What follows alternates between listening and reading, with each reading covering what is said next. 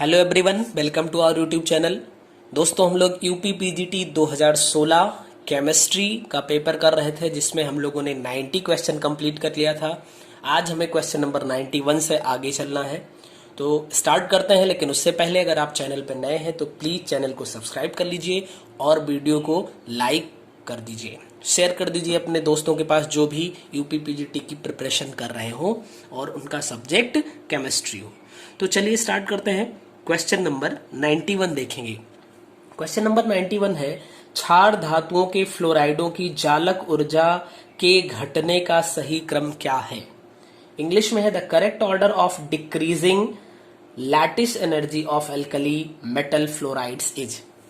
तो आप समझिए क्या है कि सबसे पहली बात कि लैटिस एनर्जी क्या होती है।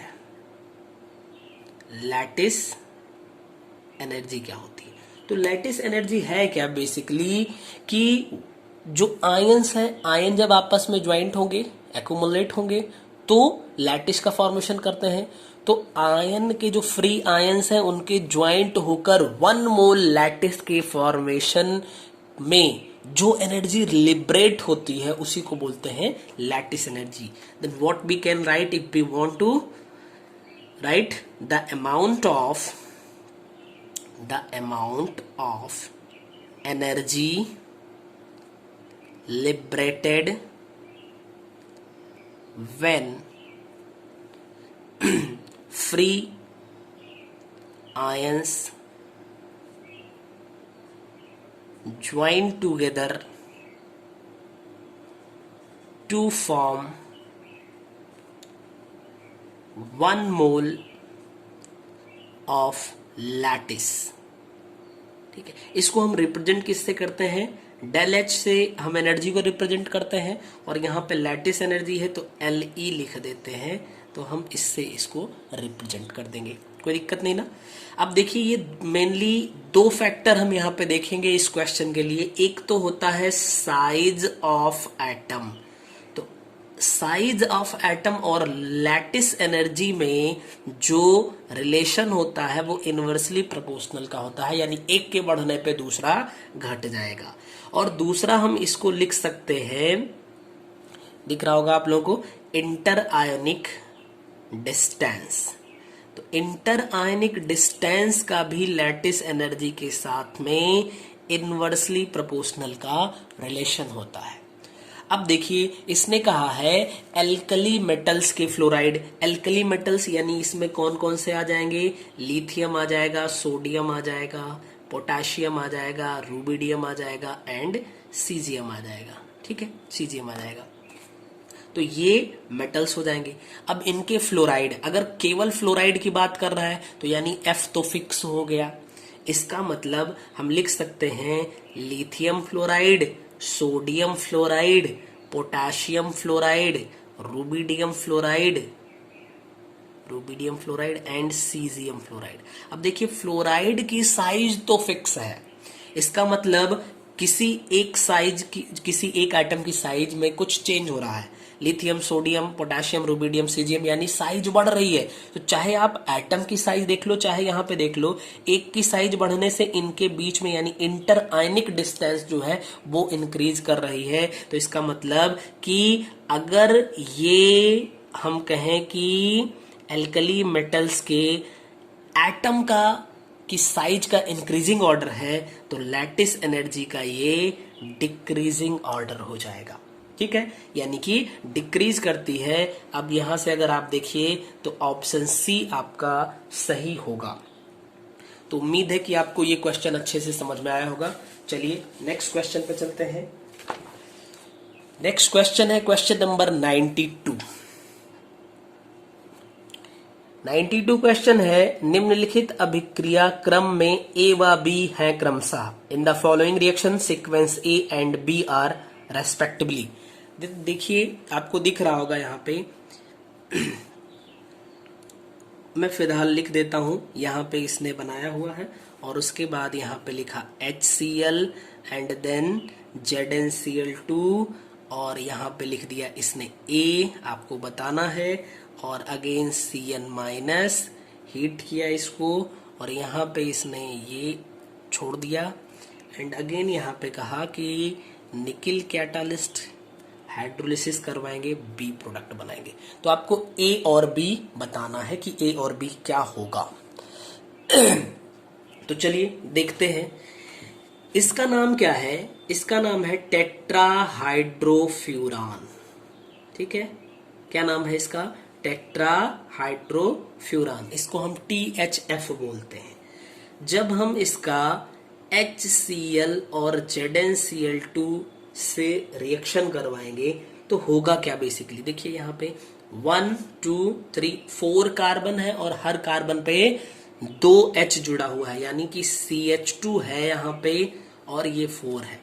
देखिए ये क्या है? ZnCl2 और HCl। अगर याद करिए आप तो ये लूकास रिएजेंट है, यानी ये रिडक्शन करता है। रिडक्शन किसको बोलते हैं? हाइड्रोजन का एडिशन या फिर ऑक्सीजन का रिमूवल। बेसिकली बेसिक डेफिनेशन है ये, अदरवाइज बहुत सारे डेफिनेशन होती हैं। ठीक है, कम से कम 8 डेफिनेशन हो जाएगी ऑक्सीडेशन रिडक्शन की मिला के। तो देखिए यहां से ऑक्सीजन रिमूव कर दिया तो यहाँ पे 2 बैलेंसी फ्री हो गई। एक बैलेंसी पे Cl लगा दिया, एक बैलेंसी पे Cl लगा दिया, और ये देखिए ये Cl2 जुड़ गया यहाँ से, ZnO हट गया यहाँ पे। अब देखिए इसका नाम क्या है? ये आपका A बन चुका है। नाम बाद में देख लेंगे, पहले आगे देखते हैं। Cn लेके आएंगे, Cn माइनस, और इसको हिट करेंगे तो Cn के साथ में कुछ आएगा। HCN आ सकता है, KCN आ सकता है, NaCN आ सकता है, कुछ भी होगा। तो ये Cn माइनस क्या करेगा? इस क्लोरीन को रिप्लेस कर देगा, बाकी कोई चेंज नहीं होगा। ठीक है, अच्छा मैंने यहाँ पे 2 लिख दिया है गलती से, यहाँ पे 4 होना चाहिए। ठीक, बताइए कोई दिक्कत नहीं, यानी आप इस स्टेट पे पहुंच गए हैं। अब इसका आपको करना है निकिल के प्रेजेंस में हाइड्रोजनेशन। ये भी आपका समझिए क्या है, ये ऑक्सीडेशन की प्रोसेस होती है या रिडक्शन की। तो सिंपल सी बात है, हाइड्रोजन का एडिशन दिख रहा है यानी रिडक्शन ही होगा।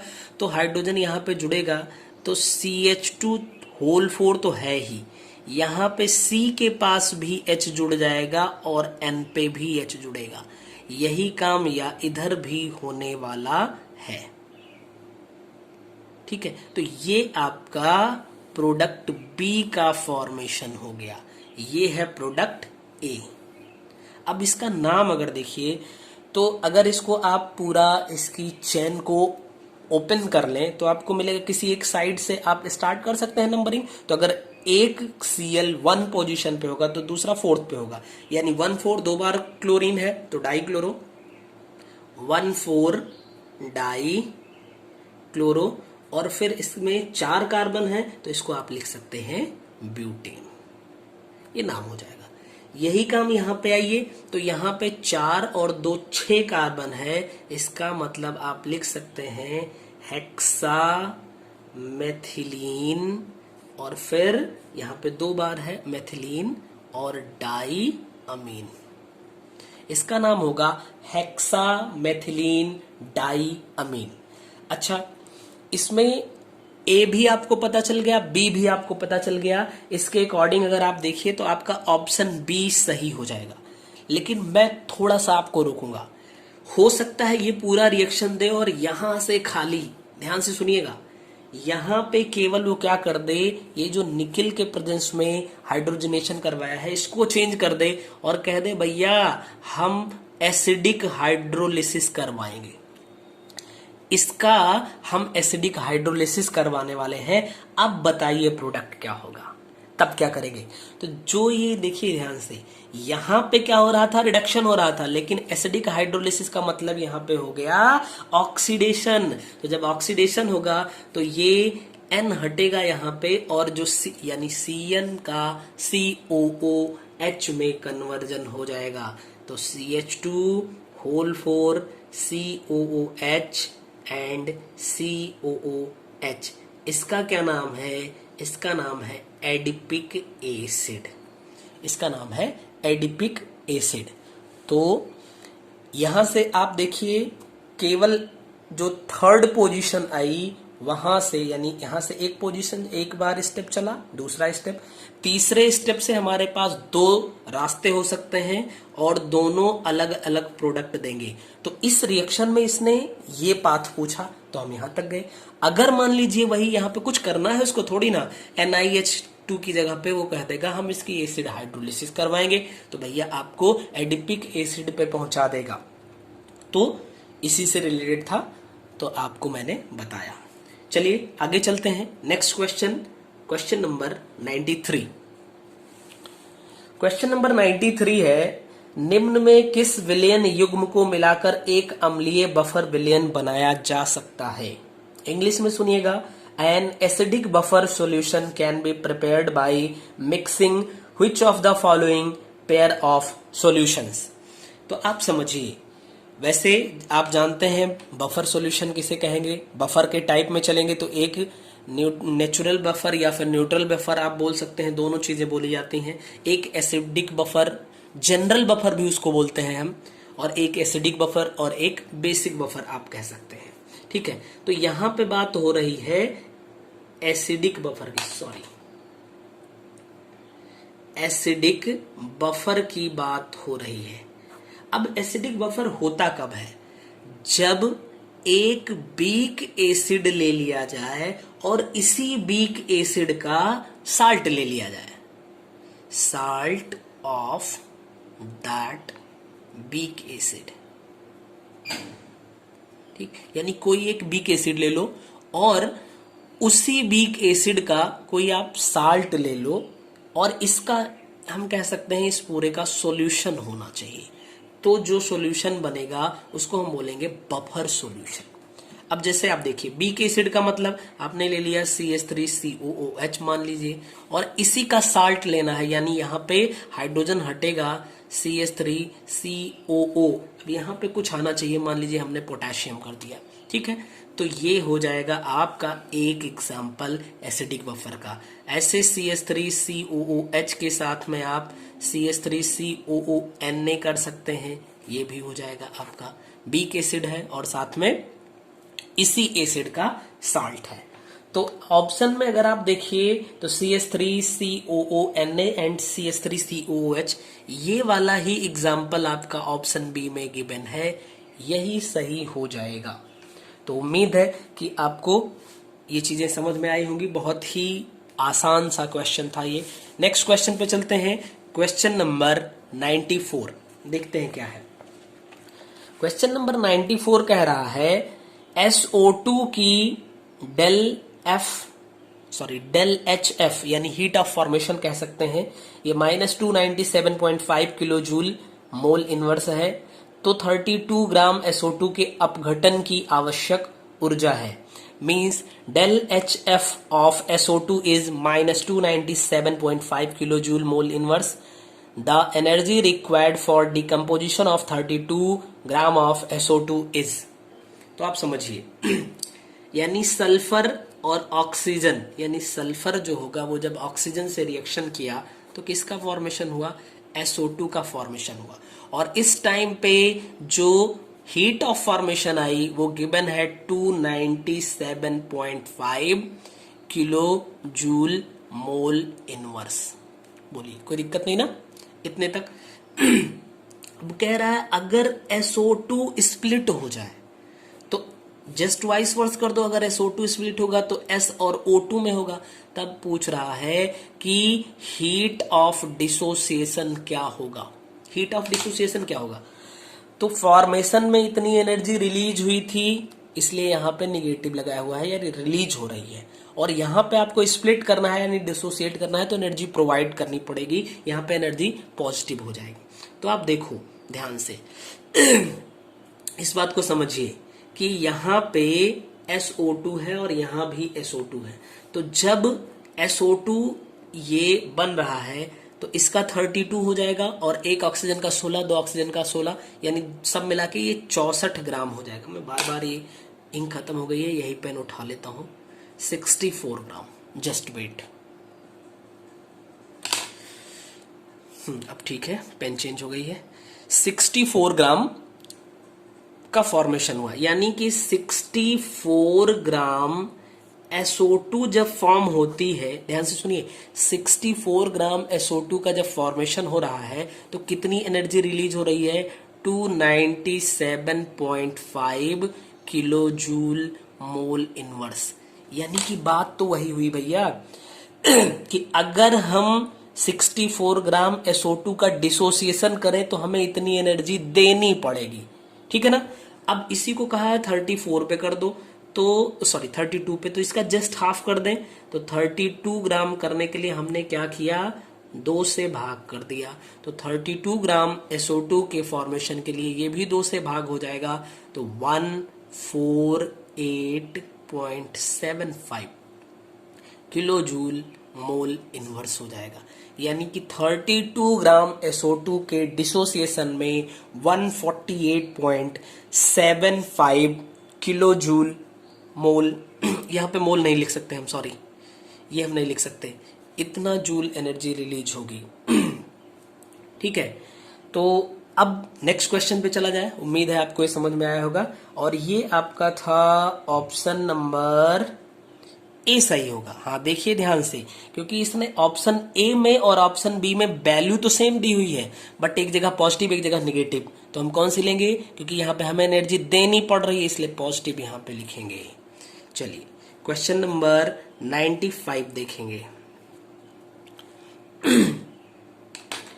क्वेश्चन नंबर 95 है, संलग्नियों की ट्रांस निर्देशन क्षमता के आधार पर किस संकुल में Cl माइनस संलग्न के स्थान पर NH2 का विस्थापन सबसे तीव्र गति से होने की आपको प्रत्याशा है। On the basis of trans directing capabilities of the ligands in which of the following complexes do you expect the substitution of NH3 in place of a Cl minus ligand will be fastest। तो आप समझिए यहां पे सिर्फ हमें एक चीज जान लेना है, trans directing power. Trans directing power जो होती है वो सबसे ज्यादा Cn की होती है, फिर आयोडीन की, फिर ब्रोमीन की, फिर क्लोरीन की, और फिर H2O की। ठीक है, तो इसमें देखिए जहां पे आपको Cn दिख जाए, क्योंकि इसकी ही बात करा है इसने, तो Cl को हटा के Cn को लाना है, तो Cn जहां पे दिख जाए वही आपका एकदम सही होगा। केवल एक जगह दिख रहा है, बी ऑप्शन में, यही आपका आंसर हो जाएगा। ठीक है, चलिए नेक्स्ट क्वेश्चन पे चलते हैं। क्वेश्चन नंबर 96 देखेंगे।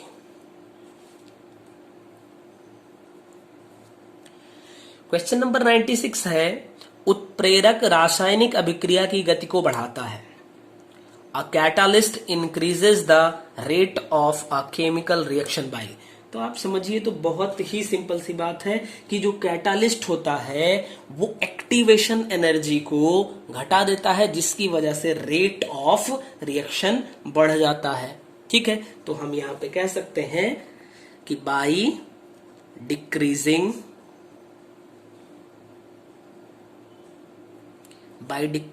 एक्टिवेशन एनर्जी, एक्टिवेशन एनर्जी को डिक्रीज करके वो क्या करता है, रेट ऑफ रिएक्शन को इनहेंस कर देता है। बहुत सिंपल सी बात है, और ये आपका ऑप्शन जो है वो ऑप्शन बी सही हो जाएगा। बी ऑप्शन सही है।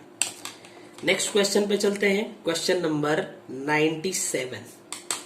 क्वेश्चन नंबर 97 है, एसिटिक अम्ल तथा फॉर्मिक अम्ल के मिश्रण के वाष्प को 300 डिग्री सेल्सियस पर मैग्नस ऑक्साइड के साथ गर्म करते हैं, तो यानी प्रोडक्ट आपको बताना है। When a mixture of vapours of acetic acid and formic acid is heated over manganous oxide at 300 degree Celsius. तो आप समझिए, CH3COOH को आप कहते हैं एसिटिक एसिड, और HCOOH को आप कह सकते हैं नहीं कहते हैं फॉर्मिक एसिड। इसको करना क्या है, इसको 300 डिग्री सेल्सियस पर मैग्नस ऑक्साइड यानी MnO के प्रेजेंस में आप इसको हीट कर देंगे। ठीक है, तो इसका हो जाएगा रिडक्शन, इसका CH3COH का रिडक्शन हो जाएगा और इसका भी रिडक्शन हो जाएगा, तो बन जाएगा CH3CHO, ये तो कन्वर्ट हो जाएगा इसमें, और यहां से ये CO2 रिलीज कर देगा और साथ में H2O रिलीज कर देगा। यही हो जाएगा आपका सिंपल सा रिएक्शन, दोनों का रिडक्शन हो गया, यानी कि फॉर्मिक एसिड का भी और एसिटिक एसिड का भी। नेक्स्ट क्वेश्चन पे चलिए, क्वेश्चन नंबर 98 कह रहा है द्विपरमाणुवीय अणुओं हेतु अणु कक्षक सिद्धांत के अनुसार आयनन ऊर्जा का न्यूनतम मान संभावित है।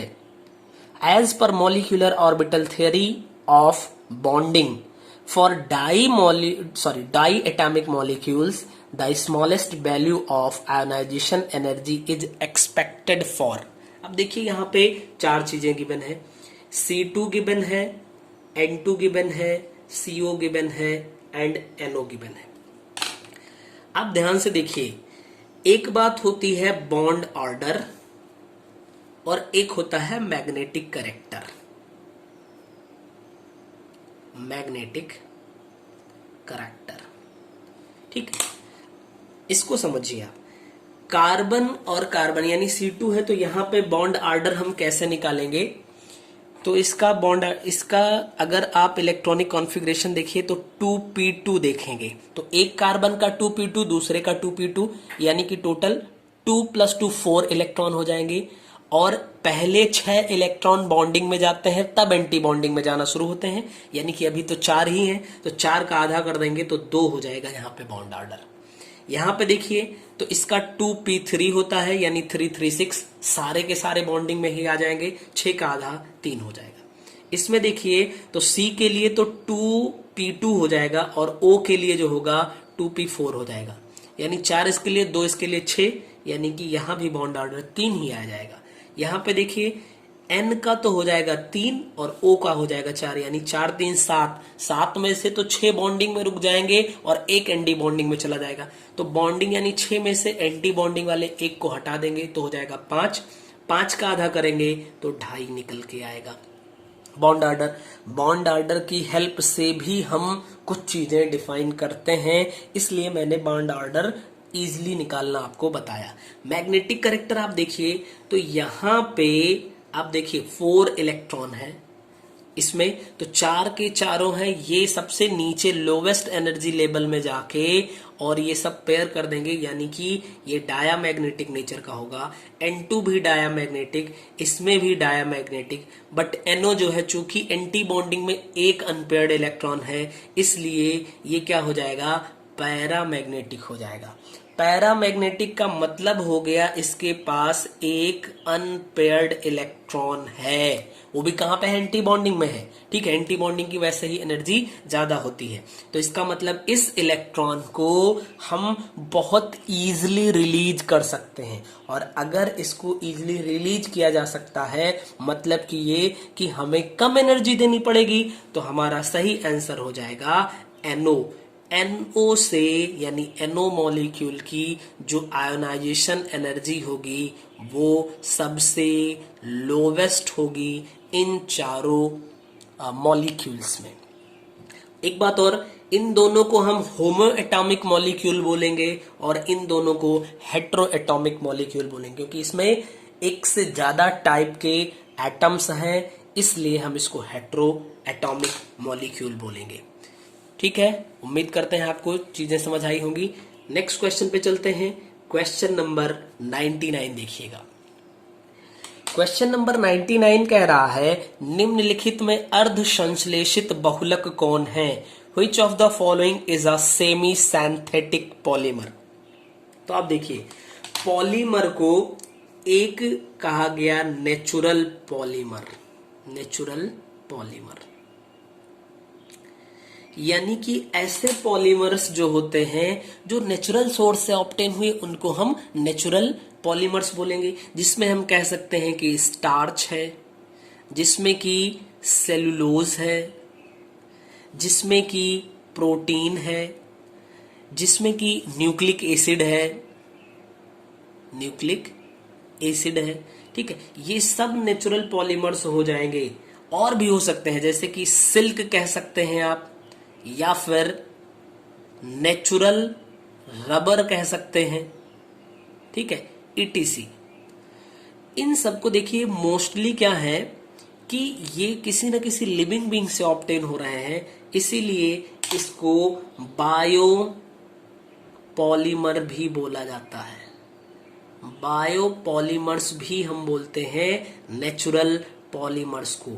अब दूसरी बात आती है सेमी सिंथेटिक पॉलीमर्स। तो सेमी सिंथेटिक पॉलीमर्स जो होते हैं ये भी नेचुरल पॉलीमर की हेल्प से बनाए जाते हैं, यानी हम इसको कह सकते हैं डेरिवेटिव ऑफ नेचुरल पॉलीमर्स। ठीक है, जो नेचुरल पॉलीमर्स होते हैं उन्हीं के डेरिवेटिव्स होते हैं। अगर हम एग्जाम्पल के बतौर बात करें तो हम लिख सकते हैं सेलुलोज एसीटेट। ठीक है, सेलुलोज एसीटेट, या फिर हम लिख सकते हैं सेलुलोज नाइट्रेट। सेलुलोज एसीटेट भी होगा, सेलुलोज नाइट्रेट भी हो सकता है। ठीक है, और वल्केनाइज्ड रबर। आप ध्यान से देखिए, नेचुरल रबर की इफिशियंसी को जब हम इनहेंस करने के लिए सल्फर उसमें मिक्स करते हैं तब उसको हम कहते हैं वल्कनाइज्ड रबर। तो नेचुरल रबर तो नेचुरल पॉलीमर होगा, बट वल्कनाइज्ड रबर होगा वो सेमी सिंथेटिक पॉलीमर होगा। और अभी आप देखेंगे एक सिंथेटिक पॉलीमर होगा, इसका मतलब वो किस कैटेगरी में चला जाएगा? Synthetic polymers. Synthetic polymers. तो यहां पे पॉलीमर्स को बेसिकली 3 पार्ट में डिवाइड किया गया, एक नेचुरल, एक सेमी सिंथेटिक और अगला सिंथेटिक। तो सिंथेटिक को हम कह सकते हैं मैन मेड इन लैब या लैबोरेटरी। तो जिसमें यानी मैन मेड होते हैं ये और लैबोरेटरी में इसको बनाया जाता है, हम ये कह सकते हैं।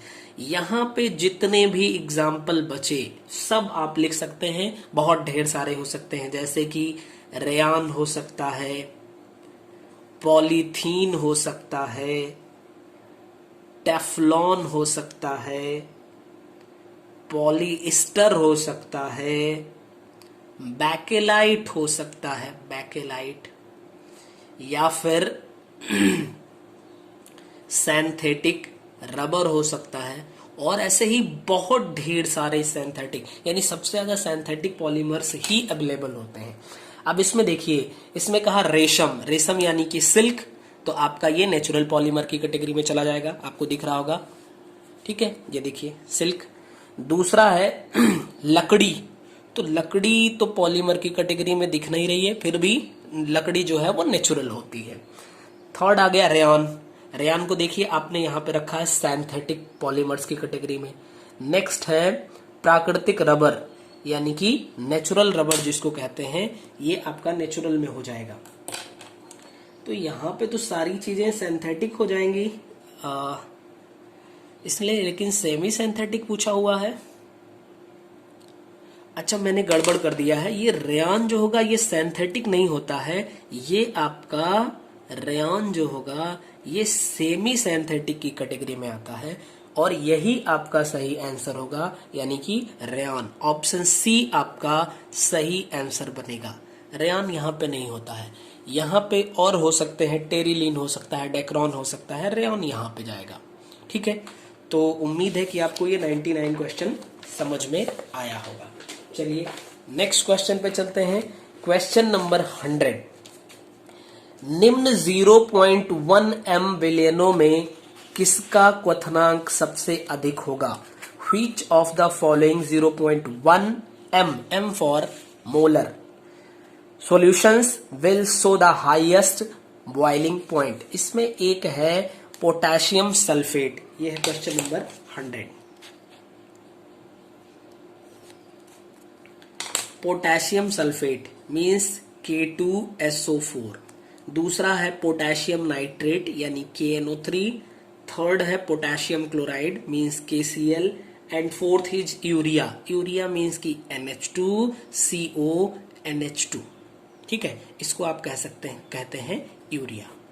अब देखिए इनका अगर डिसोसिएशन होगा तो यहां पे बनेगा 2K plus plus SO4 double minus, यहाँ पे होगा तो K plus plus NO3 minus, यहाँ पे K plus plus Cl minus, और इसका नो आयोनाइजेशन या नो डिसोसिएशन, ठीक है, इसका आयोनाइजेशन होगा नहीं। यहाँ पे देखिए तो नंबर ऑफ आयंस 2 1 3 है, यहाँ पे 2 हो जाएंगे, यहाँ पे 2 हो जाएंगे। अब आप देखिए आपने पढ़ा है del T B is equal to I into K B into M, यानी कि जो आपका बॉइलिंग पॉइंट होगा वो किस पे डिपेंड करता है, नंबर ऑफ आयंस पे भी डिपेंड करता है। तो अगर आई की वैल्यू इंक्रीज कर जाएगी, यानी नंबर ऑफ आयन इंक्रीज करेंगे तो आई की वैल्यू इंक्रीज कर जाएगी, और फिर आपका बॉइलिंग पॉइंट जो है वो भी इंक्रीज कर जाएगा। इसका मतलब K2SO4 में सबसे ज्यादा नंबर ऑफ आयंस प्रोड्यूस हो रहे हैं, यही आपका सही आंसर बन जाएगा। तो इस तरीके से हम लोगों ने आज 100 क्वेश्चन कंप्लीट किया। अब 101 क्वेश्चन से लेके आगे हम लोग अगले वीडियो में कवर करेंगे। तब तक आप सभी लोग बहुत अच्छे मन से अपनी पढ़ाई करते रहिए और अपने स्वास्थ्य का भी ख्याल रखिए। धन्यवाद।